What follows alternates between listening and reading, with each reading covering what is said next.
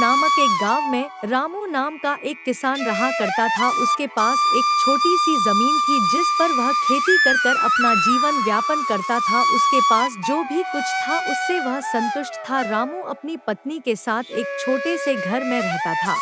अरे भाग्यवान, आज खाना मिलेगा कि नहीं, वरना मुझे भूखा ही खेत पर जाना पड़ेगा। जी बस 2 मिनट में अभी खाना पैक कर देती हूँ। अच्छा तुम खाना पैक करो, मैं गौशाला से अपनी गाय को लेकर आता हूँ।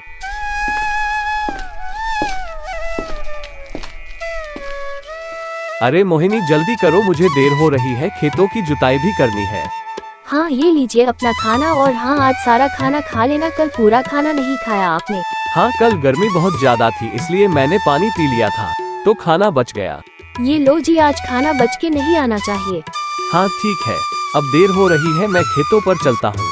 रामू अपनी गाय को लेकर खेत की तरफ निकल जाता है और खेत पर पहुंचकर वह खेत की जुताई करने लगता है। थोड़ी ही देर में गर्मी तेज होने की वजह से गाय जमीन में गिर जाती है। अरे इसे अचानक क्या हुआ, लगता है ये थक चुकी है और वैसे भी अब ये बूढ़ी हो चुकी है और ये ऊपर से गर्मी भी बहुत तेज पड़ रही है। अच्छा तुम आराम करो, मैं खेत की जुताई कर देता हूँ। फिर रामू अकेला खेतों में काम करने लगता है और कुछ समय के बाद वह घर की ओर निकल जाता है। आज गर्मी के कारण हमारी गाय कुछ देर खेत जोतने के बाद खेत में गिर गई। वो अब बहुत कमजोर हो गई है, उसका खुराक पानी बढ़ाना होगा। ये ठीक है, खुद के खाने के लाले पड़ रहे हैं तो हम इस गाय को कहाँ से खिलाए। आप इस गाय को बेच दीजिए, वैसे भी ये अब बूढ़ी हो गई है, इसके बदले में एक नया बैल तो मिल ही जाएगा। नहीं मोहिनी, मैं इस गाय को कभी नहीं बेचूंगा। मैंने इसे बचपन से ही बड़े प्यार से पाला है, ये भी अपने परिवार के जैसी है। अब ये बूढ़ी हो चुकी है, मैं इसे ऐसी हालत में नहीं बेच सकता। उसी गांव में एक बड़ा जमींदार भी रहता था जो अपने खेतों का सारा काम गांव के गरीब लोगों से करवाया करता था। उसके पास बहुत सारे खेत थे। हाल ही में उसने रामू के खेत के पास एक जमीन खरीदा था जिसकी उसे जुताई करवानी थी। अगली सुबह जमींदार रामू के खेत के पास से गुजर रहा था, तभी वह रामू को काम करते देखता है। अरे रामू जरा सुनो तो, मुझे तुमसे बहुत ज़रूरी बात करनी है। मैंने हालांकि एक ज़मीन खरीदी है और उसकी जुताई के लिए मुझे एक आदमी की ज़रूरत है। क्या तुम मेरी ज़मीन जोतोगे? मैं इसके तुम्हें 2000 रुपये दूंगा। ठीक है जमींदार जी, मैं तुम्हारी जमीन को जोतने के लिए तैयार हूँ, बस आप मुझे बता देना काम कब से शुरू करना है। तुम कल से ही जुताई का काम शुरू कर देना। फिर जैसे ही सुबह होती है, रामू अपनी गाय को लेकर खेत जोतने चला जाता है और वहां पहुंचकर वो खेत जोतने लगता है। वहां की जमीन बहुत ही सूखी और कड़क थी। अरे ये जमीन तो बहुत ही सूखी है, ऊपर से ये धूप में यहाँ कहाँ फंस गया। लेकिन मैं कर भी क्या सकता हूँ, इस पापी पेट के लिए सब कुछ करना पड़ता है। अगर हम काम नहीं करेंगे तो तेरा मेरा पेट कैसे भरेगा। इस प्रकार थोड़ी देर बाद रामू खेत की जुताई कर घर की ओर निकल जाता है। क्या हुआ, जमींदार का खेत तो जुत गया? हाँ जुत गया, थोड़ा सा रह गया है, उसे मैं कल जोत दूंगा। चलो ठीक है, इस प्रकार कुछ पैसे तो मिल ही जाएंगे। हाँ मोहिनी, जमींदार से जो पैसे मिलेंगे उनसे मैं गौशाला बनवाऊंगा।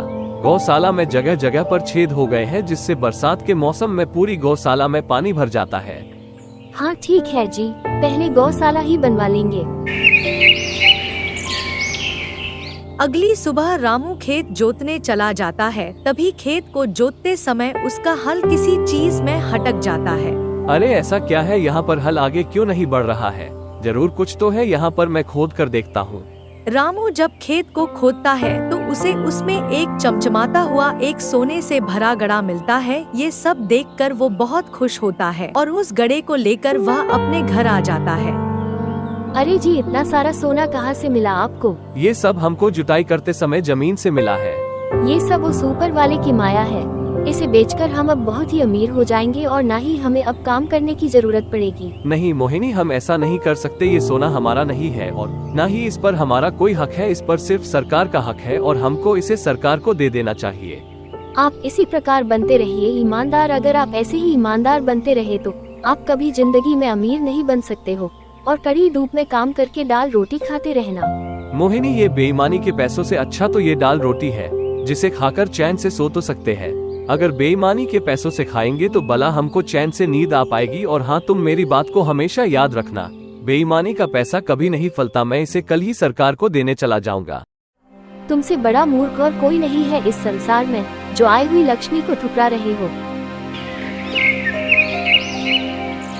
अगले दिन रामू सोने के गड़े को लेकर जमींदार के घर जाता है और जमींदार को गड़े के बारे में सारी घटना बताता है। तभी जमींदार रामू की बातें सुनकर बहुत खुश होता है और रामू से कहता है, रामू, मैं तुम्हारी ईमानदारी को देखकर बहुत खुश हुआ और तुमने ये साबित कर दिया कि तुम एक ईमानदार किसान हो। इस खजाने पर सरकार का हक है और मैं इसे सरकारी खजाने में जमा करा दूंगा और तुम्हारी ईमानदारी के लिए मैं तुम्हें सरकार से पुरस्कार भी दिलाऊंगा। और हाँ, ले लो अपने खेत जोतने के पैसे। तभी रामू उन पैसों को लेकर वहाँ से निकल जाता है। कुछ दिनों बाद जमींदार और कुछ सरकारी ऑफिसर रामू के घर आते हैं। तभी एक ऑफिसर रामू से कहता है, रामू, तुम बहुत ही ईमानदार और मेहनती हो। जमींदार जी ने तुम्हारे बारे में सारी बातें बताई। हम सब तुम्हारी इस ईमानदारी को देखकर बहुत खुश हुए और सरकार ने तुम्हारे लिए ये पुरस्कार भेजा है। इसमें कुछ सोने के सिक्के हैं जिससे तुम्हारा जीवन अच्छे से सुधर जाएगा। हाँ जी, आप सही कह रहे थे। ईमानदार का फल इंसान को जरूर मिलता है। मैं उस समय समझ नहीं पाई, मुझे माफ कर दो। ऐसा मत बोलो मोहिनी, गलती सबसे होती है। फिर रामू ने सबसे पहले अपने लिए एक सुंदर सा घर बनवाया और अपनी गाय के लिए गौशाला और वे खुशी से अपना जीवन व्यतीत करने लगे।